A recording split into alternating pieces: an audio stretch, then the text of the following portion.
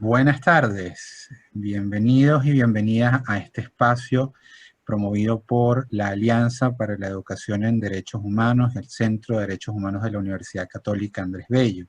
Soy Carlos Luzberti, responsable del área de Educación y Derechos Humanos en el CDH UCAP, y esta tarde me acompaña la profesora Luisa Pernalete, bien conocida, docente y parte del equipo del Centro de Investigación y Formación de Fe y Alegría. Luisa, pues una reconocida experta en temas de educación para la paz. Y vamos a estar conversando en esta tarde cómo el derecho a la educación se ha visto impactado y afectado por las medidas tomadas en este contexto de la pandemia por COVID-19. Tomó la decisión en marzo de este año, como todas y todos ustedes saben, de dictar un estado de excepción, tal cual como aparece previsto en la Constitución de 1999, permite en situaciones de orden social, económico, político, natural o ecológico al presidente de la República tomar medidas siempre y cuando estas medidas no puedan afectar las garantías previstas en la Constitución, como las referidas al derecho a la vida, la prohibición de incomunicación, la prohibición de tortura, el derecho al debido proceso, el derecho a la información, demás derechos intangibles, además de los derechos protegidos por el Pacto Internacional de Derechos Civiles y Políticos y la Convención Americana de Derechos Humanos. Entonces, a ustedes les llamará la atención de inmediato que el derecho a la educación, que es lo que motiva nuestra conversación con Luisa esta tarde, ninguno de estos elementos. Es decir, el derecho a la educación podría ser legítimamente restringido en un estado de alarma. Combinamos solamente como premisa de partida que, como lo han hecho muchos otros países, efectivamente la situación de COVID-19 supone una situación de emergencia que amerita la toma de medidas excepcionales, medidas de alarma, como han sido tomadas en Venezuela. En efecto, el decreto que se dicta en función de esta situación de estado de excepción, el decreto 4160, publicado en la Gaceta 6519 del 13 de marzo de 2020, establece un estado de alarma en todo el territorio nacional y autoriza al Poder Ejecutivo a adoptar una serie de medidas urgentes, efectivas y necesarias para la protección y preservación de la salud de la población venezolana. Y esas medidas que implican restricciones a los derechos han incluido el derecho a la educación. Pero, ¿en qué estado estaba el derecho a la educación?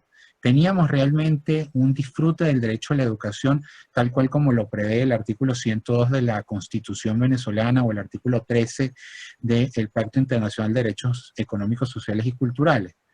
Mucha de la información que se maneja desde las distintas instancias que hacen monitoreo en materia de derecho a la educación dan cuenta del gravísimo estado en que se encontraba la situación de la educación en Venezuela en el contexto de la emergencia humanitaria compleja como ha sido caracterizada por las organizaciones de la sociedad civil. En este contexto, los problemas de la remuneración de los docentes, la falta de posibilidad de que los docentes pudiesen acudir a los centros educativos, la falta de posibilidad de que los estudiantes pudiesen acudir a los centros educativos por falta de transporte, por falta de recursos, porque simple y llanamente a los muchachos, como Luisa podrá compartirnos también en su experiencia, se podían desmayar en las aulas de clase por no haber recibido alimentos durante varios días debido a la situación humanitaria, ponía en serias circunstancias el derecho a la educación y el acceso a la educación en Venezuela antes de la pandemia. En este contexto, entonces, viene este decreto de estado de excepción en modalidad de estado de alarma y dispone del artículo 11 la suspensión de actividades escolares y académicas en todo el territorio nacional desde el lunes 16 de marzo hasta una fecha indeterminada. En ese momento recordarán que se hablaba de la reprogramación del año escolar porque al inicio, en marzo, pues nadie sabía cuánto podía extenderse la situación de pandemia. Así llegamos a hoy, a mayo, donde ya las autoridades oficialmente han hablado de culminar el año escolar a distancia y en casa. Y en función a eso, ese mismo artículo 11 había establecido como medidas para asegurar el derecho a la educación en el contexto de del estado de alarma y de la situación de pandemia, en primer lugar, que los ministros y ministras, básicamente el ministro de Educación, el ministro de Educación y el ministro de Educación Superior debían coordinar con las instituciones educativas oficiales y privadas la reprogramación de las actividades académicas.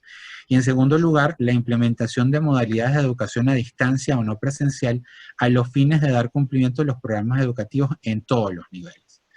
Esta disposición se tradujo básicamente, según información oficial publicada en los portales o en los portales oficiales, lo que ha sido denominado el programa Cada Familia una Escuela, dirigido por el Ministerio de Educación, que a dicho del propio ministro Isturiz y a dicho del propio Maduro, tiene un fuertísimo componente de acceso a Internet, de uso de estrategias basadas en Internet y en páginas web para transmitir los conocimientos del sistema educativo.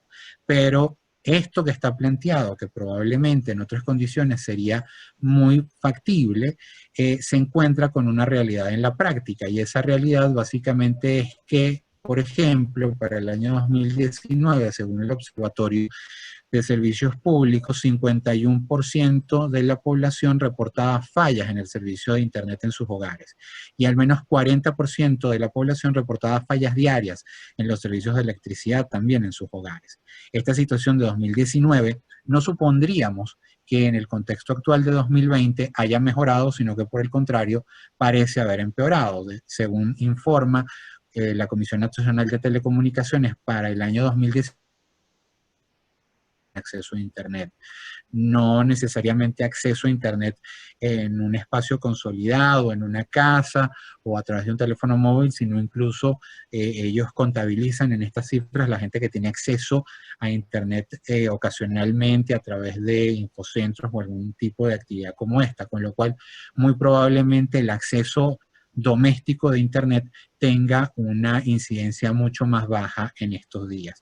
Entonces, en este contexto realmente podemos hablar de garantías del acceso a la educación. Por supuesto, también hay otras preguntas que tienen que ver con la calidad de la educación en los términos en que está planteada en este programa Cada Familia una Escuela, en una serie de cuestionamientos mucho más viejos desde el punto de vista de los temas de calidad en el servicio o en el sistema educativo venezolano. Entonces, ya para un poco compartir también sus reflexiones, les cedo la palabra a nuestra amiga Luisa Pernalete para que nos hable pues desde su experiencia práctica en lo que ha sido su desarrollo en Fe y Alegría, que tiene además muchos años trabajando lo que tiene que ver con la educación a distancia en otros contextos. Entonces, adelante Luisa, te escuchamos. Sí, muy buenas tardes, muchas gracias por esta oportunidad. Dando hasta donde podemos, a que los maestros llevan unas hojitas con orientaciones, las meten por debajo de la reja de los muchachos, porque en algunas zonas rurales pues no hay telefonía celular, no hay tampoco internet, por supuesto, y a veces no hay electricidad. Claro, cuando yo decía que se han agravado las condiciones ahora en la cuarentena, bueno, ustedes saben que ahora no solamente falla la luz en Maracaibo, que ya los pobres maracuchos, bueno, ya no se sabe cómo pedirle a la chinita que mete la mano por ellos, ¿no? Hay ciudades como San Cristóbal, Barquisimeto, Mérida, que están siendo marinas, que están siendo muy afectados por los cortes, ya no apagones, subidas y bajadas, sino por corte prolongado de 5, 6, 7, 8 horas. Entonces, cuando falta la electricidad, pues tampoco se puede oír la clase por radio ni ver la clase por televisión. Como una anécdota, tengo una ahijadita en Maracaibo, vive en el municipio de San Francisco, en el sur. Cuando comenzaron las clases por televisión, yo llamé a la mamá y le dije que como estaba haciendo Beatriz, tiene 8 años, está en tercer grado, estudia en una escuela pública. Y me dice, no, yo no me había enterado. Y digo, pero ¿cómo? Si es por televisión, por el Canal 8. Dice, lo que pasa es que aquí, por el problema de la electricidad, el Canal 8 no se ve no solamente en mi casa, sino en todo el sector. Entonces ella fue a la escuela de niña, pudo llamar a la maestra, y la maestra le dijo, sí, como aquí no se puede ver el Canal 8, entonces yo estoy mandando por WhatsApp las orientaciones y las tareas, y gracias a Dios, esta señora tiene un teléfono celular inteligente y bueno, así que está trabajando con la niña. Pero fíjense, ella estudia en una escuela pública y vive en un sector popular, no es muy manejado, un sector popular, eh, digamos, consolidado. Sin embargo, por el problema de la electricidad en el Zulia hay sectores donde hay muchas dificultades para poder localizar, para poder ver el canal 8, que es el canal que se está utilizando, porque todavía el otro canal no está siendo utilizado. El problema, entonces ahora vamos a hablar unos minutos de la educación a distancia en comparación con la educación presencial. No es la misma cosa, no se trata de calcar el, uh, el programa que antes hacíamos con los niños enfrente, ahora hacerlo con un micrófono o hacerlo con una pantalla. El problema no es tanto el vehículo, el problema es que lo que se haga tiene que ser de calidad, ya sea las didácticas por WhatsApp, ya sea utilizar las plataformas de Zoom o ya sea la televisión o la radio. Tiene que ser objeto de planificación y tiene que ser producto de unos equipos donde hay gente técnica, los camarógrafos, o en el caso nuestro de la radio, la gente que está, los operadores de radio, los técnicos de la radio, pero también un equipo que haga el guión, que verifique el producto, no puede ser cualquier cosa que se lance a la calle, sí, porque no hay la bidireccionalidad, el niño no va a preguntar. Hemos oído algunas críticas al programa del ministerio por televisión, pero yo más que centrarme en estas críticas que han salido en videos que se han hecho casi virales, quiero decir que esto no se puede improvisar. Y eso sí sería una cosa muy seria, que terminemos este año escolar a distancia, pero con unos productos improvisados, con poca calidad, que no pueden ser, no van a mejorar la situación de los muchachos. El otro elemento en esta cuarentena es que se agrandan las brechas, ¿no? Antes de la cuarentena, en el año pasado, UNICEF dijo que en el 2019 teníamos 1 millón de muchachos fuera del sistema escolar. Eso lo dijo UNICEF, no lo está diciendo Ferrería, lo dijo UNICEF. Hoy seguramente esa brecha se ha agrandado porque además de los muchachos que ya se habían ido, están los que no están siendo atendidos por la brecha tecnológica o por la brecha técnica también. Tenemos la brecha tecnológica, el muchacho que no tiene acceso a una laptop, el muchacho que no tiene un celular, pero también está la capacitación técnica de nuestros maestros. Educar a distancia para niños y adolescentes es una cosa nueva para todo el mundo, así como para educación superior no era, y para adultos tampoco era, para niños y adolescentes sí es nuevo. Pero aquí el maestro está muy abandonado, está muy indefenso, se le exige, pero ¿quién le está dando la mano al maestro? Nosotros estamos en Felería, tenemos un acompañamiento, pero bueno, de todos modos, Felería lo que tiene son 176 escuelas, como ONG, es la organización no gubernamental más educativa más grande que tiene el país, pero en comparación con los 20.000 y tantas escuelas que tiene la educación pública, pues evidentemente somos una cosa muy, muy pequeña, ¿no? Nosotros tenemos cerca de unos 90.000 alumnos, hemos bajado la matrícula en los últimos años, pero hablando de primaria y bachillerato, son muchos para hacer una sola organización, pero son pocos en comparación con los 6 millones y tanto que debe tener el ministerio, ¿no? Esta brecha entonces se ha agrandado porque por la luz, por la electricidad, por la brecha tecnológica y por la brecha de capacitación de los maestros. Si el maestro no logra presentar de manera atractiva las propuestas de aprendizaje en educación a distancia, pues lo más seguro es que ese muchacho termine abandonando a distancia también la escuela, ¿no? Y la otra cosa es que las madres y los padres, que son ahora pues los acompañantes, dependiendo de su formación, algunos ayudan más, algunos ayudan menos. A nivel internacional se sabe que los muchachos de los estratos más pobres van a estar en peores condiciones para trabajar con la educación a distancia, evidentemente. No solo por la brecha tecnológica, sino también porque si sus padres tienen poca escolaridad, también el acompañamiento puede ser mucho más débil. Entonces, eso también influye en la cantidad de alumnos que estemos atendiendo aquí en Venezuela. Y la otra cosa es que a pesar de eso, nosotros sabemos de experiencia, de testimonio de maestros que están haciendo mil peripecias, mil malabarismos para llegar a sus alumnos y para no romper la conexión afectiva con los muchachos. Entonces, eso los asesores internacionales dicen que es sumamente importante porque eso, si se rompe la conexión afectiva, entonces muy probable tengamos mucho más abandono escolar. Bueno, finalmente, ¿qué vamos a hacer cuando retornemos?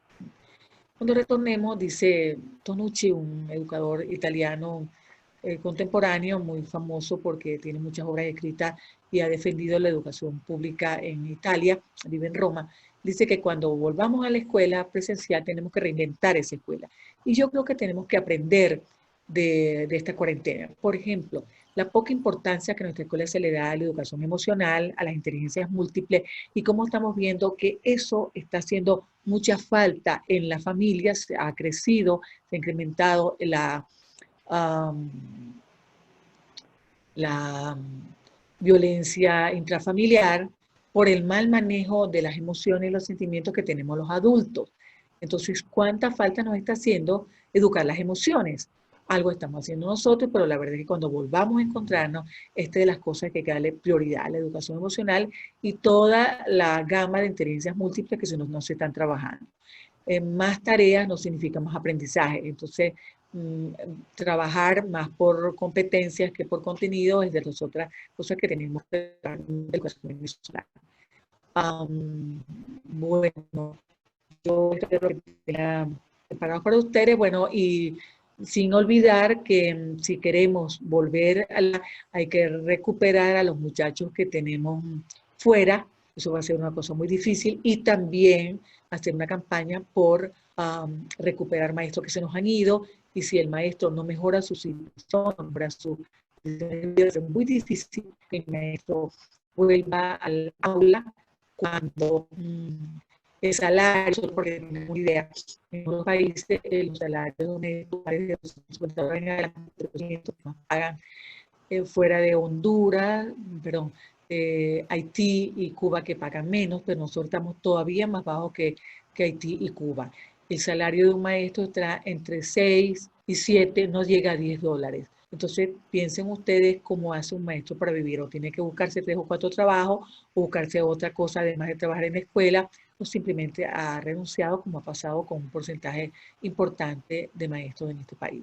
El acceso a la educación, entonces, ha permeado porque tengamos garantizados otros derechos, porque los derechos, como decía al principio, son interdependientes y no basta con tener un aula a veces mal dotada, a veces deteriorada, no basta con tener el cupo, nosotros necesitamos tener garantizados otros derechos humanos. Bueno, muchas gracias. Gracias, Luisa. Una exposición muy interesante. Me comentan que desafortunadamente por un problema de sonido, la primera parte de tu intervención no se escuchó bien. Por lo menos hasta que empezaste a contar la anécdota de tu ahijada.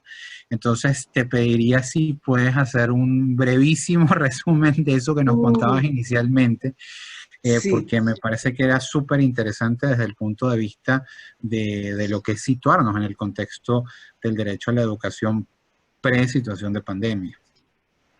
Bueno, brevísimo, yo creía que estaba perfecta la cosa, ¿no? Y te dejé de ver y dije, ay, Dios mío, se me fue el video, entonces no se ve qué estaba pasando. Bueno, decía al principio que Venezuela, la educación venezolana, no comenzó sus problemas con el inicio de la cuarentena. Nosotros tenemos también unas condiciones preexistentes, como las inasistencias reiteradas por problemas de la electricidad, por problemas del agua, el 28%, según en COVID, por el problema de la alimentación, el 35%, y ya tenemos como 4 años con la rutina escolar perdida. Y también el tema de la falta de maestros. Hay escuelas que se han cerrado por falta de maestros y hay escuelas públicas que se han cerrado por falta de alumnos también. De manera que la educación en emergencia ya la teníamos antes de la cuarentena. Y esas condiciones preexistentes se han agravado con la cuarentena. Sí quería subrayar también el tema de los niños dejados atrás, que eso lo dije al principio también, porque son unos niños que tienen poco respaldo, poco apoyo, o pueden tener poco apoyo, y esos niños son más vulnerables, son los que también pueden faltar más.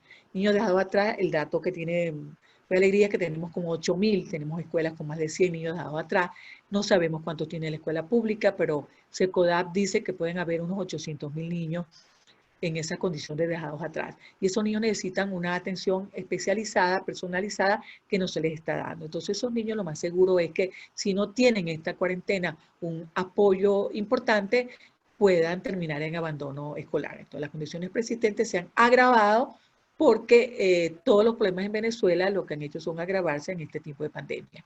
Ese es el resumen de la primera parte. Bueno, muchas gracias por esa apretada síntesis, Luisa. Tenemos varios comentarios, algunas preguntas que nos han hecho llegar previamente a través de las redes sociales y el correo de la Alianza por la Educación en Derechos Humanos y otras que han llegado por aquí. Te comparto algunas de ellas. La primera, pues probablemente desde el punto de vista de lo que hemos hablado, si se conocen datos en la cantidad de estudiantes que tienen acceso a medios digitales para dar continuidad al proceso educativo. Cómo garantizar la equidad en educación y no ampliar la brecha digital en las personas que se encuentran en una situación menos favorecida y cómo esta situación de educación a distancia afecta a las personas de escasos recursos.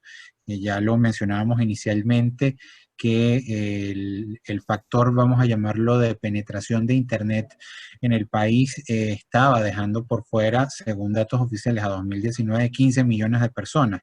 Supongamos que efectivamente esto es más, porque también, como tú lo mencionabas, un problema que tenemos en Venezuela terrible es la falta de acceso a la información y la falta de datos oficiales confiables, ¿no?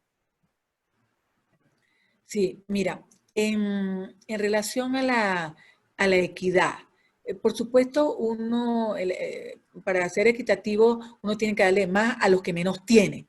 Entonces, Juan Maragall, educador importante que fue director de, de escuela en Miranda, en el estado Miranda, es ahora asesor del BID en Colombia para asuntos educativos. Él decía en una entrevista que le hicieron hace poco que hay tres posibilidades para mejorar el asunto de la escuela. Uno es que se mejoren los servicios públicos, ah, pero otro es, bueno, que se equipen la que se reduzca la brecha tecnológica, eso está difícil. Pero él decía, pero hay un tercero que sí se puede hacer, que es mejorar el equipamiento del maestro. En Fe y Alegría estamos viendo que si dotamos a los maestros con teléfonos inteligentes, eso puede romper la inequidad, porque es posible por mensajitos, aunque no sean teléfonos inteligentes, pero es posible llegar al muchacho con telefonía celular.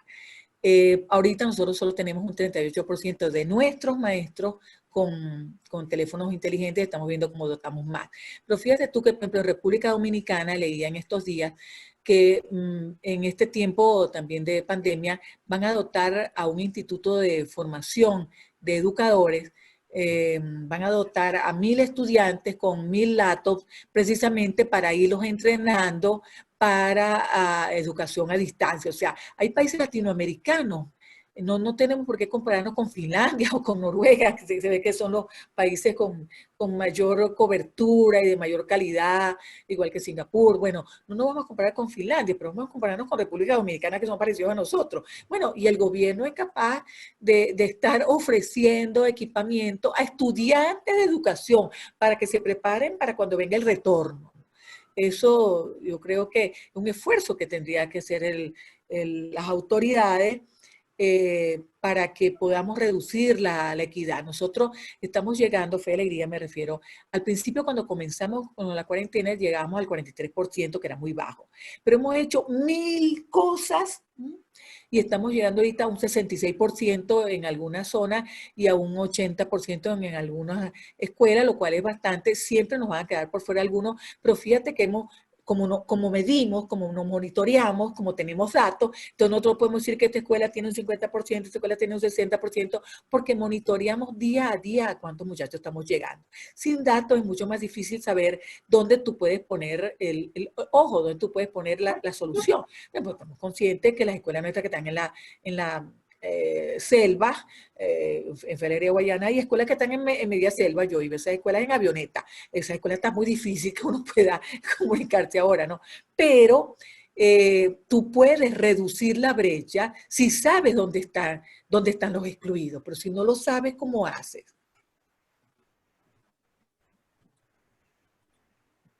Claro, es la importancia del tener los datos para poder comparar y poder identificar hacia dónde deben apuntar las inversiones, dónde hay que fortalecer o tomar medidas especiales. Por eso la importancia del acceso a la información que están haciendo ustedes en Fe y Alegría, pero también en general, porque al final el tema de la educación pública es un tema que debe dolernos a todos. Tenemos otras preguntas, Luisa, relacionadas con precisamente lo que tú señalabas, cómo hacen educadores y estudiantes en estados como Táchira, Mérida, Zulia, con los temas de cortes eléctricos. Lo mencionaba cuando compartía los datos de la investigación del Observatorio Venezolano de Servicios Públicos, donde tienes situaciones de cortes eléctricos o fallas eléctricas o fallas de internet que pueden excederse, incluso en algunos casos se ha sabido de poblaciones que pasan días completos sin acceso a electricidad. Tú mencionabas también, y yo creo que esto es importante, para esta pregunta, ¿qué escenario nos para el futuro?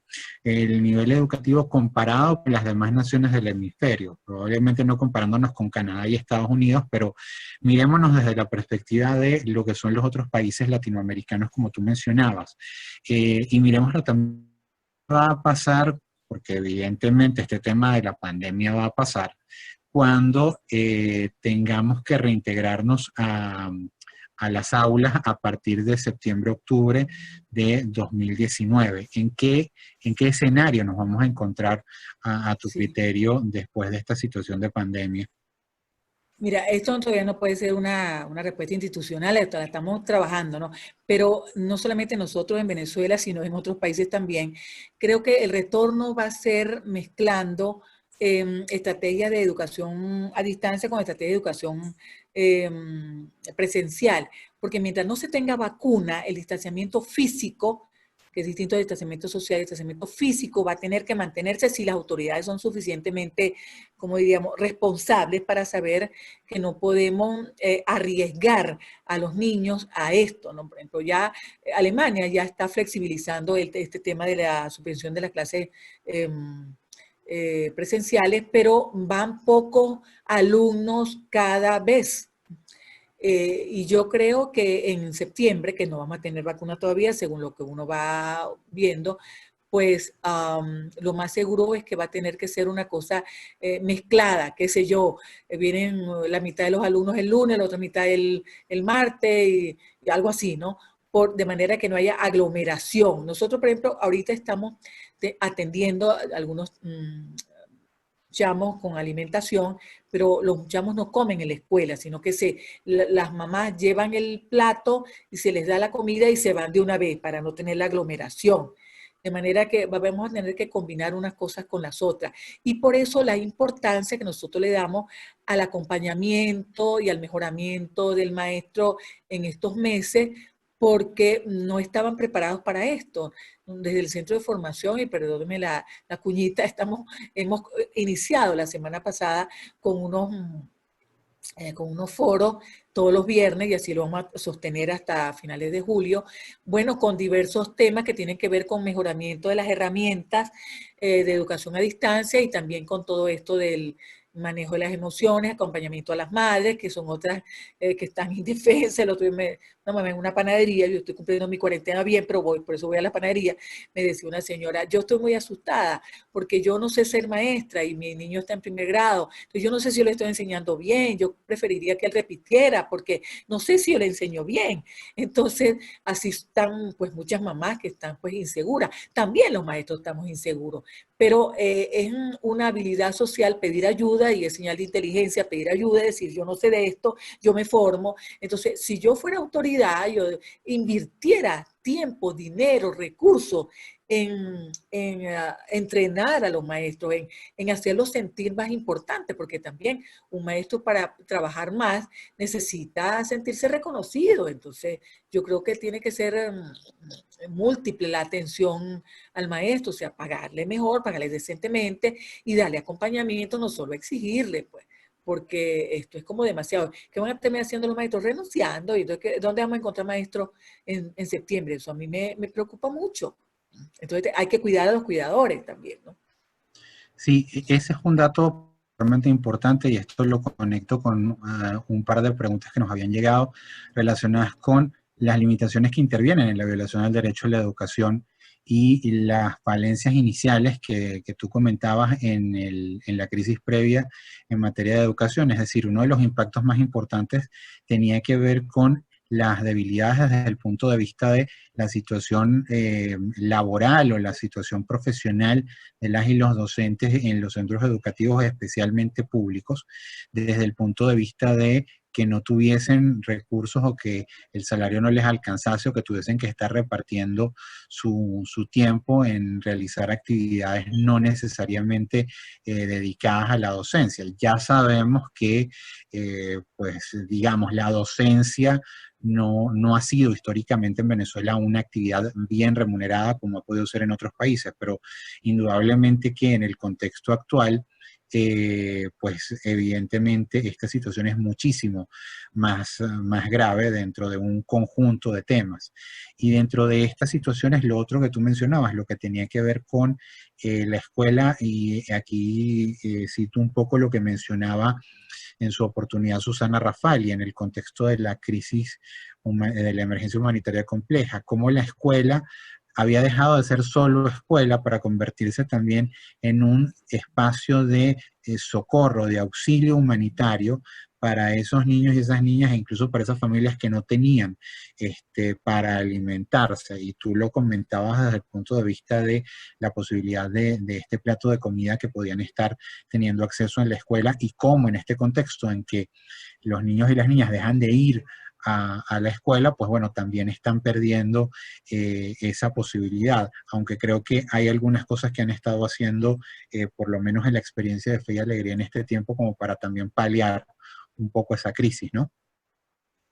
Sí, el grupo como Alimenta la Solidaridad también han mantenido sus comedores, tal vez no con la magnitud que tenían antes, tampoco nosotros teníamos más o menos la mitad de las escuelas con programas alimentarios combinados con lo que da el ministerio con recursos propios y ahí comían también los maestros, pero bueno, ciertamente no es posible eso hacerlo, no es tan fácil porque los proveedores, el tema de la combustible, es que lo de emergencia humanitaria compleja es bien complejo de verdad, ¿no? Pero yo te voy a decir que a mí me consta que, por ejemplo, en Colombia, los niños de escuelas públicas de ciertos estratos que comían ahí están teniendo como especie de un bono alimentario. No les dan la comida, pero llaman me consta porque conozco gente que se ha ido a Colombia y bueno, sé que lo están disfrutando, pues, ¿no? Entonces la maestra llama a la mamá, le dice, venga a buscar su bono alimentario, le dan como un ticket que les permite comprar alimentos, ¿no? Eso me consta que lo están haciendo. Entonces, bueno, yo creo que nosotros tenemos que hacerle recordatorio a las autoridades de los derechos de los niños, niñas, adolescentes, según nuestra Constitución y según nuestra LOMNA, que son vigentes, son prioridad absoluta, absoluta, así dice el artículo 78 de la Constitución, que los derechos de los niños, niños, adolescentes se cumplirán atendiendo el interés superior del niño y con prioridad absoluta. Significa que por encima de otro tipo de gastos hay que invertir en los derechos de los niños, niñas, adolescentes.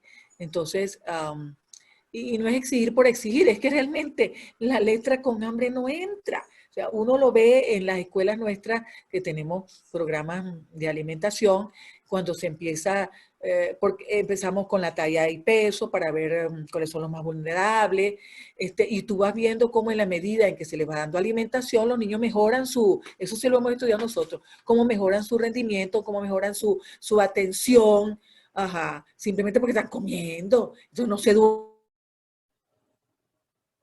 mejor, eso sí se ha estudiado, de manera que eh, es un clamor que nosotros tenemos que seguir poniéndolo sobre la mesa, visibilizar que las brechas se van a extender. Y un muchacho que no tiene educación, no tiene ni presente ni futuro, y completo también que una escuela, sin maestro no hay escuela. Mira, tú puedes tener educación sin pizarra. Nosotros hemos empezado escuelas debajo de árboles. A mí me tocó comenzar escuelas en situaciones muy difíciles en Guayana cuando era directora regional de Fe Alegría, pero sin maestros no, ahí sí verdad que ahí hasta ahí llegaba, ¿no? Entonces, es importante el ver las cosas de manera interconectadas. Pues tú tienes que valorar al maestro.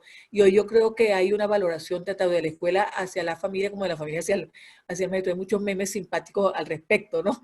Que la mamá dice, ¡ah! Ahora entiendo a la maestra, yo tengo 3 y ya estoy que ya no puedo. ¿Qué será la maestra que tiene 35? Bueno, precisamente eso hay que valorarlo. Entonces, bueno, pero entonces hay que valorar. Yo decía en mi columna, cuando volvamos, yo le decía a la mamá, cuando usted vuelva, dígale a la maestra lo mucho que le ha hecho falta. Dígale a la maestra lo mucho que el niño dice, yo quiero a mi maestra, como decía una hijadita mía, es que mi mamá no sabe de lectura, la maestra sí, claro, porque no tiene la pedagogía, toda la cosa. Entonces, bueno, una revalorización de ambas instituciones que nunca debieron estar distanciadas. La familia y la escuela tienen que apoyarse mutuamente y estar del mismo lado de la cancha. Entonces, son de los aprendizajes de esta cuarentena, ¿no? Sí, efectivamente el tema de la relación con las familias es un dato sumamente relevante. Tenemos algunos comentarios que han llegado precisamente sobre eso. Una persona comparte una queja de las madres en cuanto a su dificultad para acompañar la sesión didáctica de sus niños.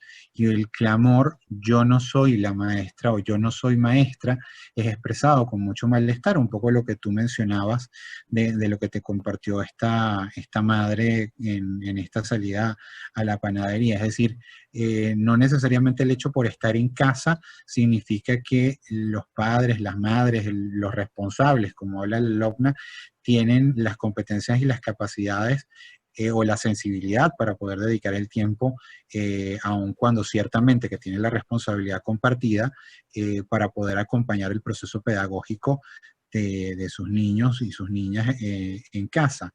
Y de hecho es un dato interesante porque incluso con las falencias que se puedan acusar, creo que el mismo gobierno reconoce esto, porque dentro de el plan cada familia una escuela, ellos formalmente han incluido un componente que se refiere a el apoyo socioeducativo a las familias o el acompañamiento socioeducativo a las familias. Entonces, ciertamente se reconoce que allí hay evidentemente un aspecto importante que tiene que ser atendido. ¿Cómo crees tú que podríamos, en general, tratar de apoyar esto? Tú mencionabas el ejemplo de los docentes que mandan mensajes de texto o mandan mensajes por WhatsApp, las maestras que van y pasan incluso papelitos, pero, a ver, al final del día, dentro de la dinámica normal de la vida del estudiante o de los estudiantes está que debían pasar una cierta cantidad de horas interactuando, como tú mencionabas, con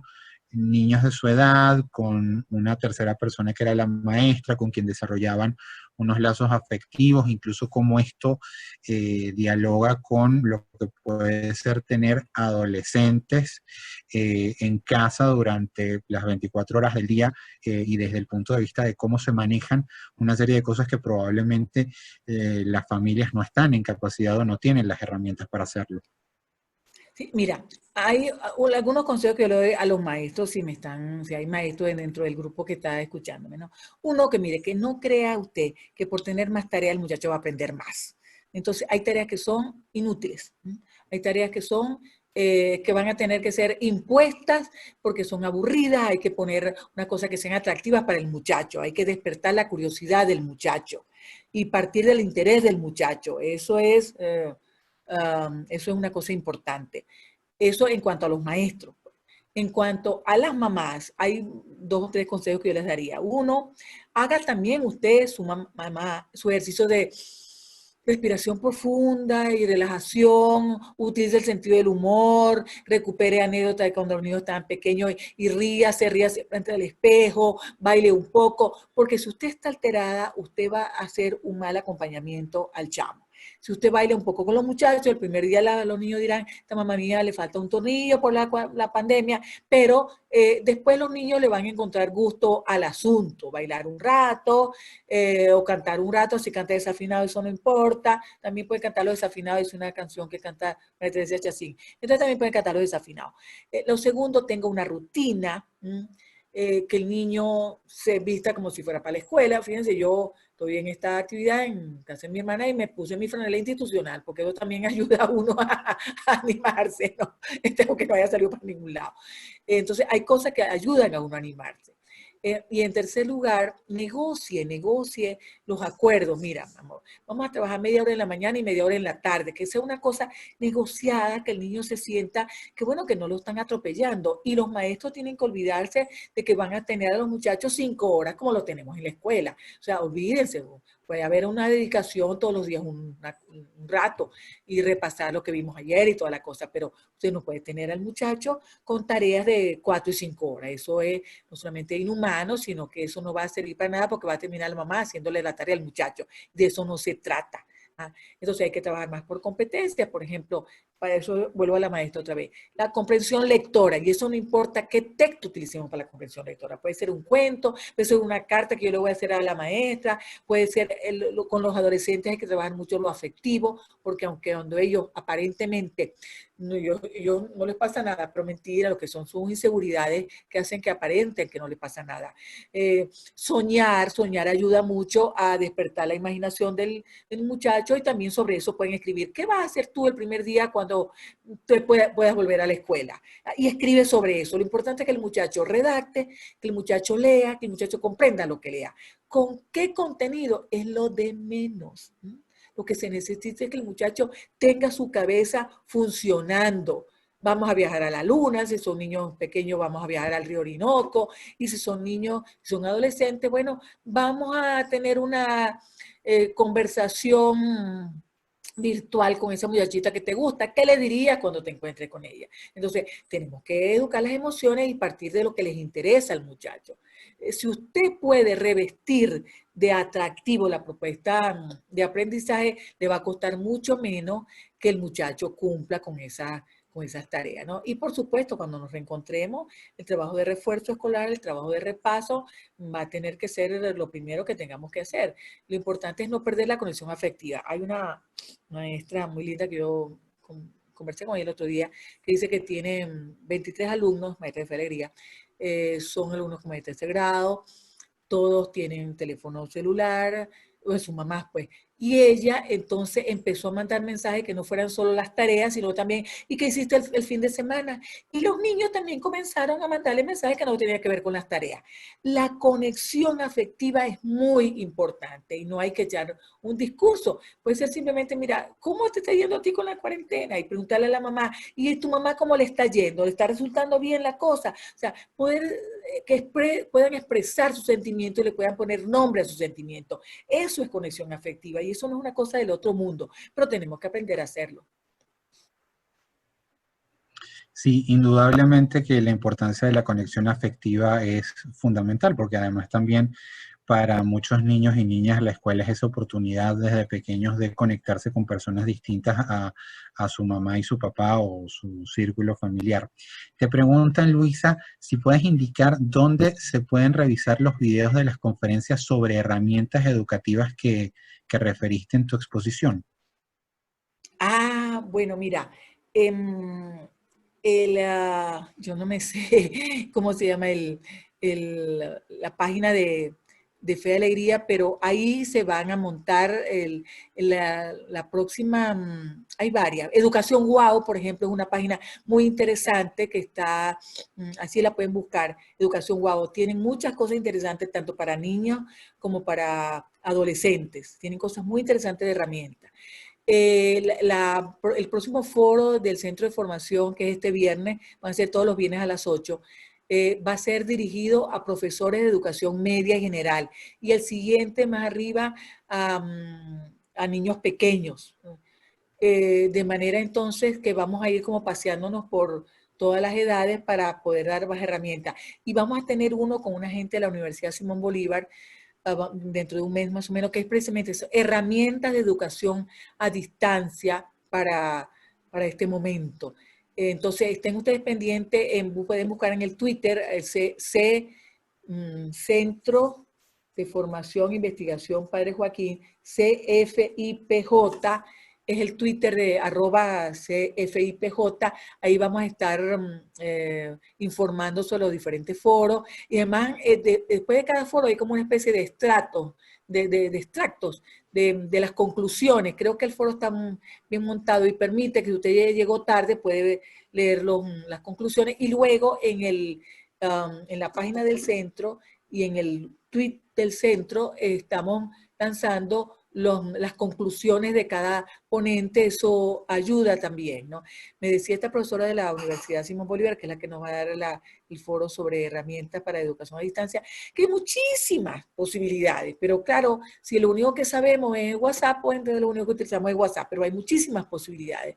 Yo creo que tenemos mucho que aprender y me parece que se están abriendo las opciones. Este mismo Alianza por la Educación y Derechos Humanos, pues, está ocupándose de temas interesantes y además son amplios y son gratis. Entonces yo creo que tenemos que aprovechar estas oportunidades que están surgiendo en Venezuela. Muy bien, bueno, muchos comentarios enviándote saludos, Luisa, felicitaciones, excelente profesora Luisa. Un comentario donde recuerdan que el contenido es una excusa en contextos de competencias. Yo quisiera ya, porque se nos está terminando el tiempo, Luisa, pedirte una reflexión final sobre lo que deberíamos hacer todos nosotros desde el punto de vista de la sociedad civil, desde nuestros distintos espacios. Yo recuerdo una frase tuya que me parece fabulosa, que es que el derecho a la educación es un derecho puerta. Entonces, ¿cómo podemos nosotros contribuir a que esa puerta siga abierta para contribuir a que ahora y cuando regresemos de la pandemia, esa puerta siga abierta con la amplitud necesaria para garantizar el acceso a la educación y a todos los demás derechos? Mira, yo creo que si un acuerdo nacional es necesario, es a favor de la educación en Venezuela. Y usted haga lo que le toca. No podemos esperar que tengamos las condiciones ideales. ¿Ah? Las condiciones ideales no se tienen, se construyen. Entonces nosotros tenemos que defender el derecho a la educación. Haga lo que usted pueda hacer. Apoye a una maestra si puede apoyar a una maestra. Si es maestra, apoye a un niño si lo que tiene usted es un solo alumno, pero tenga la puerta aunque sea entreabierta. Quien tiene la educación como derecho garantizado puede tener otros derechos posteriormente, pero sin educación es muy difícil que usted pueda garantizarse otros derechos. Sin educación no hay ni presente ni futuro, ni para los muchachos ni para el país. Entonces la educación hay que defenderla. Bueno, y con esta reflexión de la profesora Luisa Pernalete, nos despedimos, no sin antes agradecerles a todas y todos ustedes por habernos acompañado. Por supuesto, gracias a Luisa por haber tenido el tiempo y la dedicación de seguir siendo profesora con estos temas, acompañándonos aquí. Invitarles a todas y todos ustedes a que nos sigan acompañando a través de las redes sociales del Centro de Derechos Humanos de la Universidad Católica Andrés Bello, CDH_ o _, UCAB, @Alianza EDH, para que se enteren de las próximas actividades que tiene la Alianza por la Educación en Derechos Humanos a través de esta serie de seminarios. Igualmente, invitarles a que se suscriban a la página web al canal en YouTube del Centro de Derechos Humanos para que también reciban información cuando tengamos actividades como estas. Y pues, sin más que decirles, agradecer de nuevo su acompañamiento esta tarde. Hasta luego. Muy buenas tardes.